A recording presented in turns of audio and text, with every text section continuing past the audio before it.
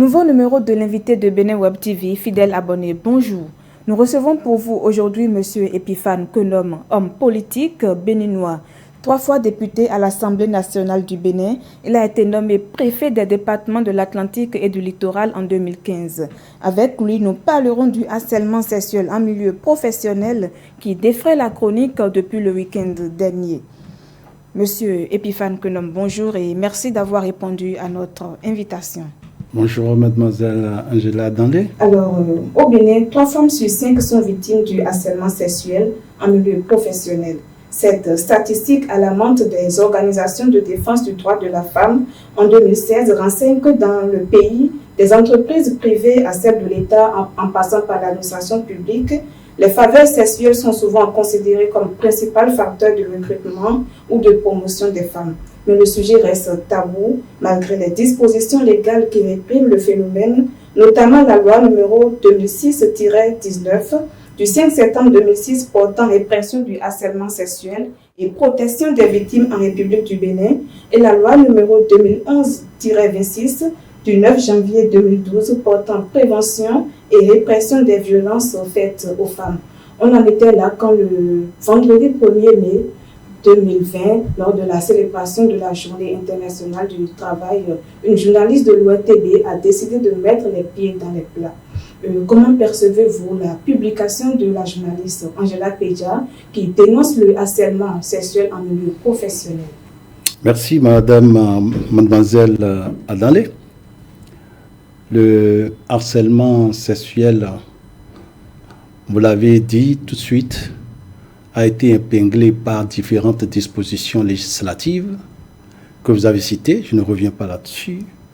Ce qui montre naturellement que c'est un phénomène sociétal. Ce que Angela Pédia a dit, et d'autres l'ont déjà dit, dans ce même pays. On a vu des gens le dire. Et je vois, c'est-à-dire, les appréciations sentimentales, les comportements pour apprécier une femme, ça ne cessera, ça ne manquera pas. Et on dit même parfois que lorsque vous êtes une femme et que vous passez et que personne ne vous jette des fleurs, il y a quelque chose qui vous manque. Vous devez aller voir chez votre esthéticienne ou aller chercher dans le nature, mais qu'est-ce que j'ai, personne ne m'adresse la parole. La femme est ainsi faite. Donc cela veut dire que ça participe, n'est-ce pas, de la vie même sentimentale de la femme, qu'on lui jette ses fleurs, ne serait-ce que cela. Donc, au-delà de ça, moi, je ne classe pas ça comme un harcèlement. L'harcèlement, comme tu l'as dit, c'est refuser à la femme les droits qui sont les siennes, alors même qu'elle en apporte les preuves.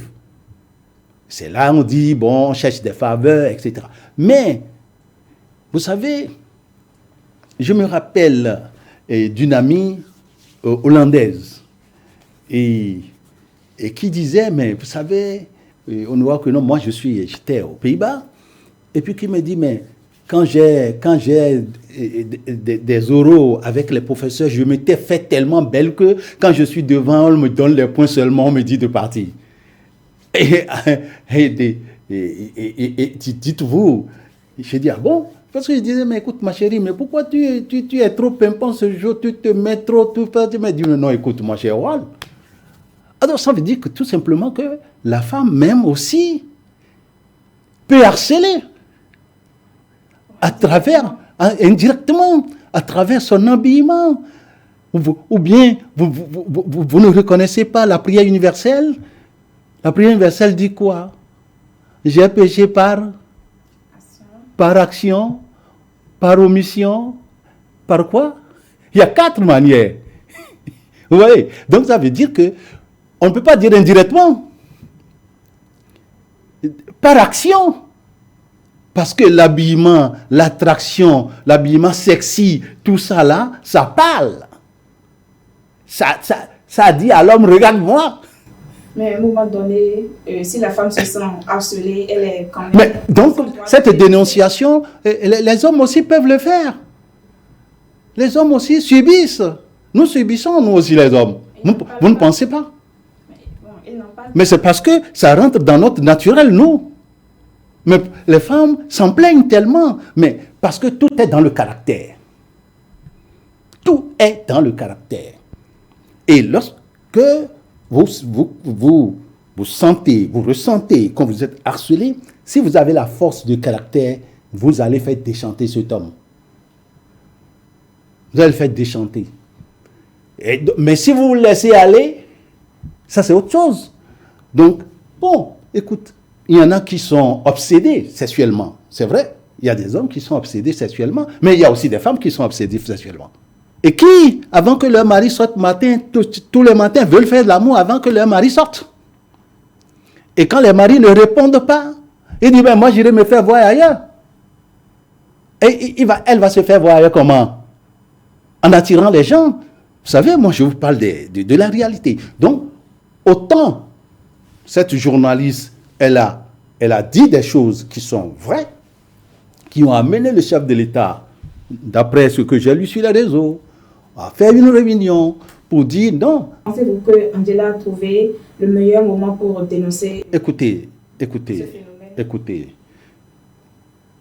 Je sais comme elle que ce phénomène existe. Je sais comme le chef de l'État que ce phénomène existe. Mais quand ça devient monnaie courante, on doit taper du poing sur la table.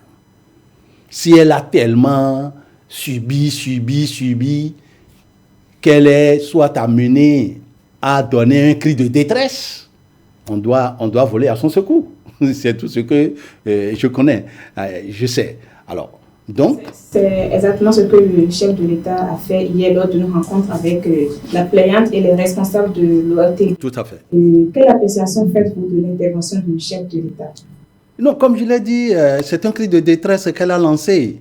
Et la première personne qui puisse effectivement intervenir pour être bien écoutée et faire cesser tout ce harcèlement-là, c'est le chef de l'État, c'est le premier magistrat du pays. Il a bien fait, le président, il a bien fait, parce qu'elle en avait ras-le-bol, elle ne savait pas, et je dois ajouter que nous, hommes, nous devons respecter surtout les femmes mariées. Mais ce n'est pas seulement les journalistes qui subissent ça. Dans toute l'administration béninoise, dans toutes les administrations béninoises, on fait la promotion des femmes sur la base, n'est-ce pas, des faveurs sexuelles. Ce n'est plus sur la base, n'est-ce pas, des compétences diplômantes. Non.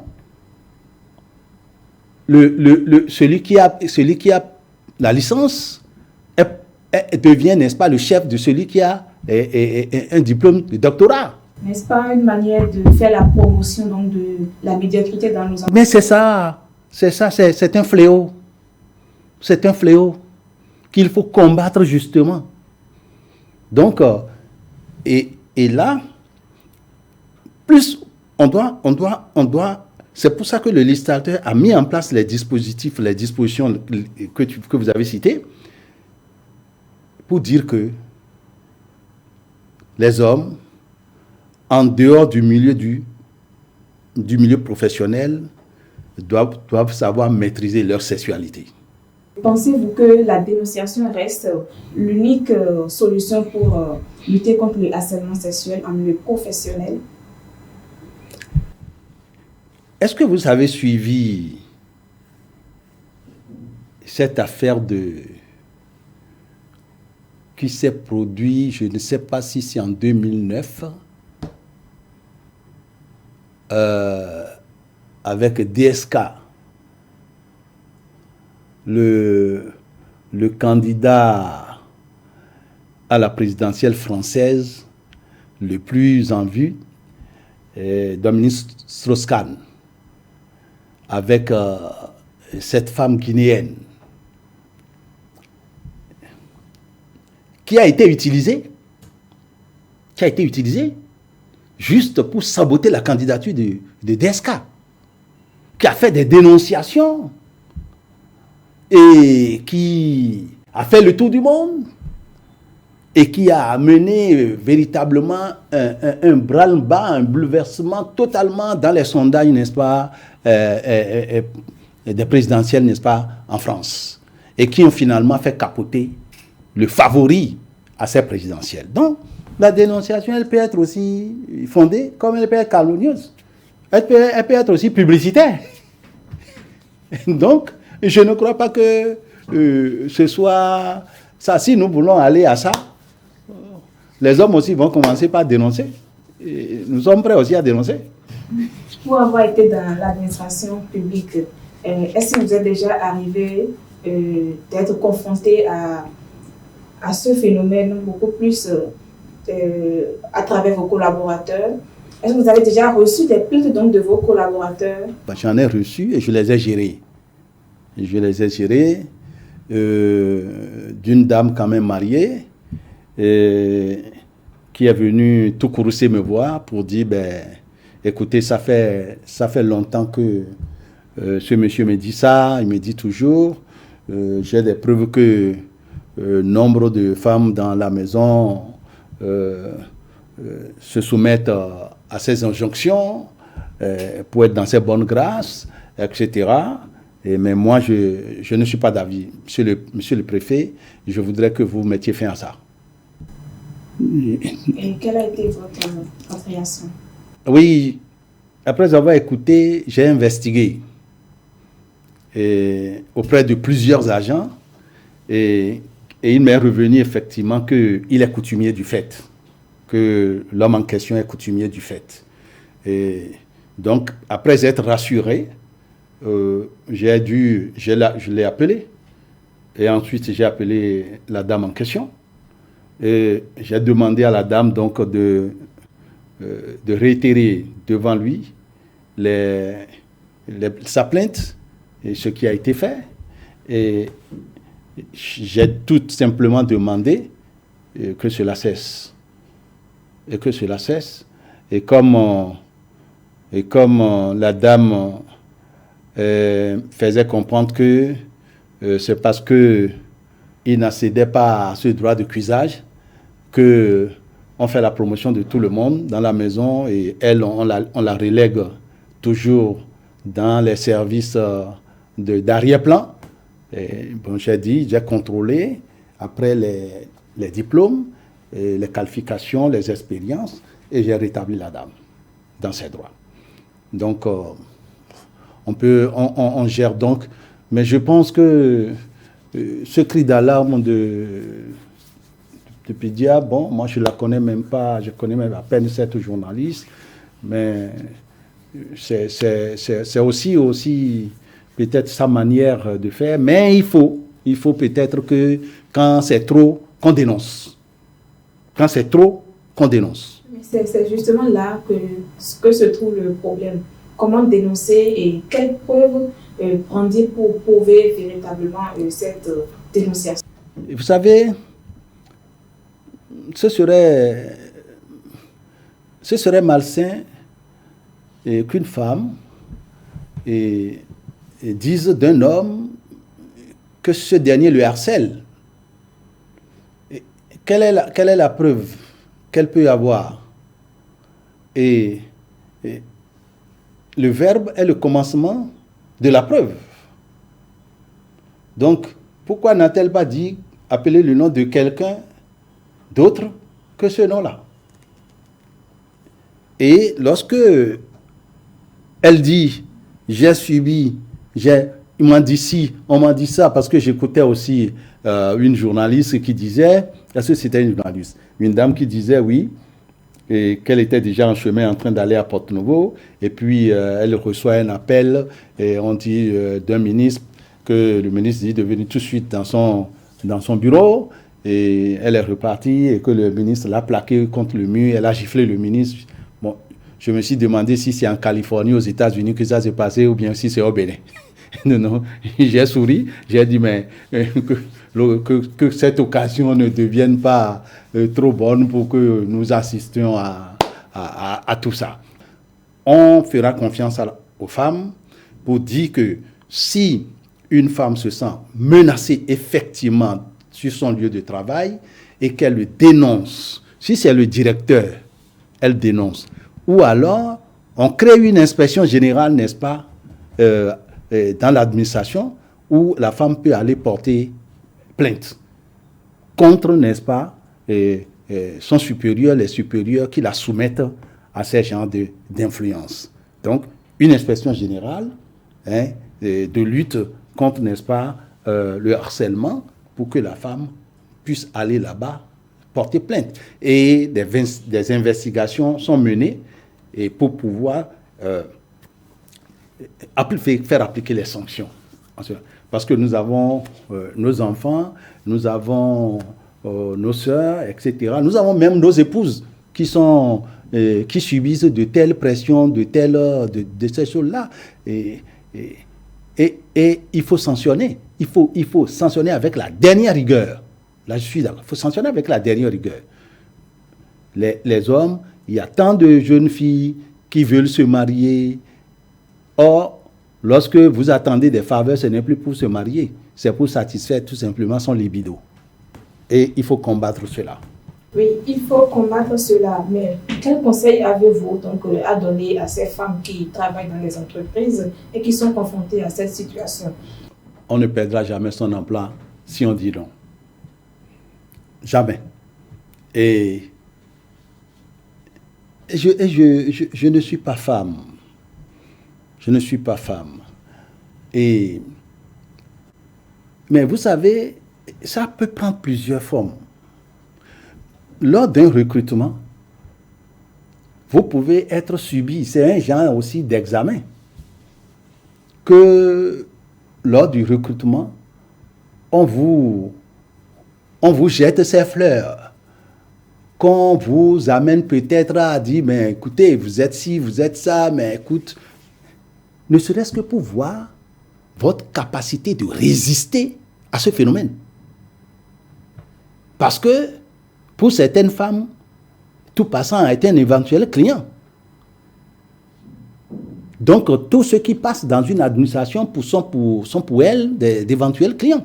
Donc, il faut voir quel sera le comportement de cette femme lorsque cette administration, cette entreprise est fréquentée suffisamment par les hommes, comment elle peut résister. Il ne faut pas occulter cette partie de la chose. Maintenant, si c'est réellement fondé que, on veut, si vous ne donnez pas et on ne vous prend pas, il y a combien de femmes qui sont en train de composer pour qu'on ne vous prenne pas? Là est le problème. Vous allez me dire que c'est parce que moi, je ne suis pas femme que je ne connais pas la réalité de la chose. Je connais bien. Pour avoir été responsable de plusieurs fois dans les administrations, conduit les attentes, je connais bien le phénomène. Donc, c'est dire, tout revient à la femme. Tout revient à la femme. Que la femme, elle doit connaître son niveau, elle doit connaître ses mérites.